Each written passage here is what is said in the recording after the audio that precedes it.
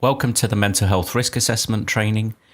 This session will introduce you to the Mental Health Risk Assessment tool and how to complete it in Cerner. We are going to use an example from the emergency department. However, the Mental Health Risk Assessment tool is useful for all clinical areas. I have it written down here that your neighbour called the ambulance because they were worried about you. You were acting maybe a little bit unusual. Which neighbour?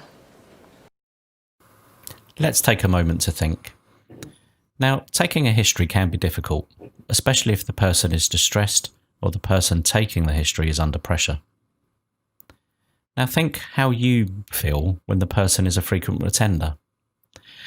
We have to remind ourselves the person may have a personality disorder or personal difficulties, and as part of their coping strategy, may need to attend the emergency department. Now, what about our safeguarding concerns? Is the person at risk? Are their children at home? And what about the person's other physical health problems? Are they a diabetic, for example? Do you currently have any medical problems? Yes.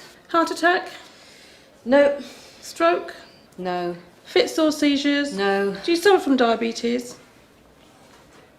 Diabetes? Well, she diagnosed it, but it was a mistake. I don't have it anymore. Now, they might be frightened, embarrassed, confused, and they would certainly be easily offended if you just think that they are mentally ill and do not consider their other feelings. That woman's not right in the head. She's not right at all. So remember, take a careful history and do not jump to conclusions. People with mental illness can still be unwell for other reasons. She convinced my GP I needed pills. Told me I'd die if I didn't take them. So what happened to the pills? Well, she tampered with them, so I didn't take them. Do you really think that's true? Do you really think she did that? Yes! But why? Well, she wants me gone. Now, before we go any further, let's have a look at where we can find the Mental Health Risk Assessment tool in Cerner.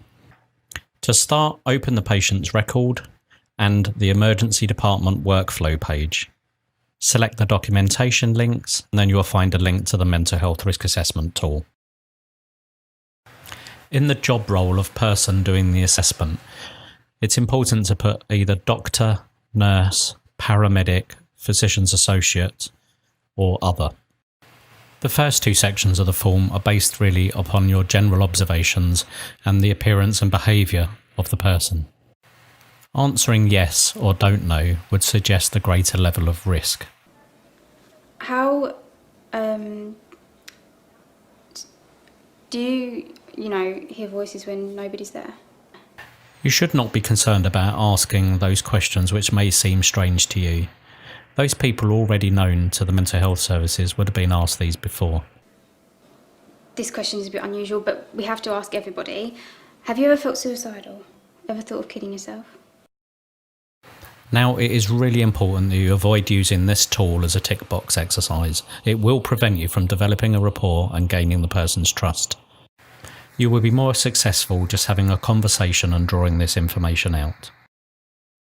When looking at the suicide risk screen, these are the high risk factors. When it comes to making your assessment of the person's risk, it is really important that this is a clinical decision based on what you know or don't know. You may need to override the risk assessment tool. For example, if it suggests a person has low risk, however you're still concerned that their risk is high without the right support, you can upgrade their level of risk. Now, if in doubt, have a look at the matrix or discuss your concerns with the psychiatric liaison team. Once you've selected your risk, you now need to formulate your plan, and you can do this by selecting the plan in the top left-hand corner. Here you will need to provide a summary. Don't forget to report your safeguarding concerns. Remember, the person has capacity unless you are led to believe they do not, in which case you would need to complete a capacity assessment form. Your action plan should include a description of the person. I would also take the opportunity to explain if you are concerned about them and they decide to leave, you may have to call the police so they can check on them to ensure that they are safe. At this point, I would provide them with details about how to contact the crisis line and the safe haven services. We also need to think about a safe place for them to wait. If you are referring to psychiatric liaison, select yes. All you need to do now is to complete the referral form and call psychiatric liaison. Once they've been accepted, use the referral tool on FirstNet to allocate the speciality. If you need to review or modify the tool, this can be done in Form Browser. Select Menu, then Form Browser, then you can either double-click the form to open it, or you can right-click to modify it.